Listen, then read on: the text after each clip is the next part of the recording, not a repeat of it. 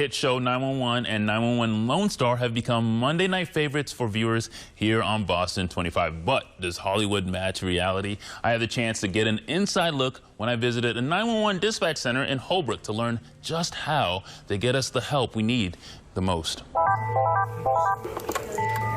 911, this line's recorded. Where is your emergency? What's the difference between 911, the TV show, 911, what's your emergency? and 911 here in real life?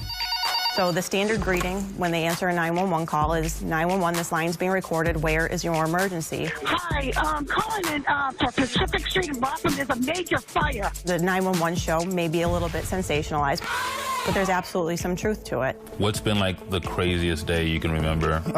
I mean, every day is different. It could go from 0 to 60 in a matter of seconds. Dispatching engine 2. You just never know what you're going to be handling at any given moment. You know, especially if they call 911 and you can hear people in the background or something going on in the background, and you're like, that's something not right. Dispatchers explained they have ways to make sure you're safe, even when you can't talk. So then you can ask the questions of be like, all right, I'm just going to ask you yes or no questions, or nothing that you have to give out any information of who you're talking to. We did receive one of those calls for somebody ordering a pizza, and it ended up being a domestic disturbance. If there's any question, we send everybody.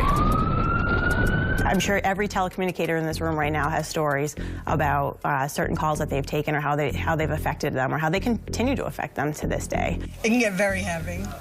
It can get very heavy. This dispatcher shared with me the stressful nature of the job. Somebody very wise had told me once that it's like wearing a backpack when you first start this job. And every call you get adds a rock to that backpack. And you need to figure out how to take some of those rocks out.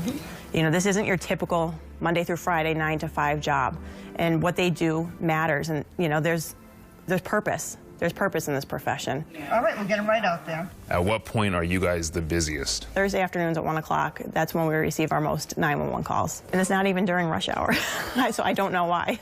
We wanted to see what it looks like when a 911 call comes in. So I'm here with Bridget. She's going to take my call. I'm going to dial 911. 911, what's the location of your emergency? So that's what happened when I called 911. Now let's see what happens when I send a text message. Within seconds, she texted me back asking for my location and emergency. If you look at this number here, it's within 6 meters, so 95% accuracy. Even if someone accidentally calls or texts, they still send an officer just in case. A lot of times people get mad.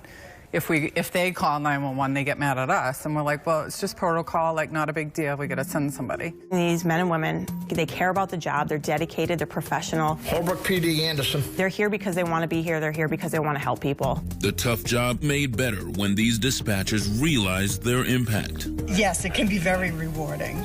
Very rewarding. And thank you to all those dispatchers in Holbrook who let us in. They also wanted me to let you know, even if your phone is locked, there's a side button that most phones will let you hold down to that will pop up this screen. It's an emergency SOS, and you can literally just slide that button. Obviously, I'm not going to do it now, but you just slide that button, and then you can get a hold of the dispatchers. Now, your local forecast with meteorologist Vicki Graff.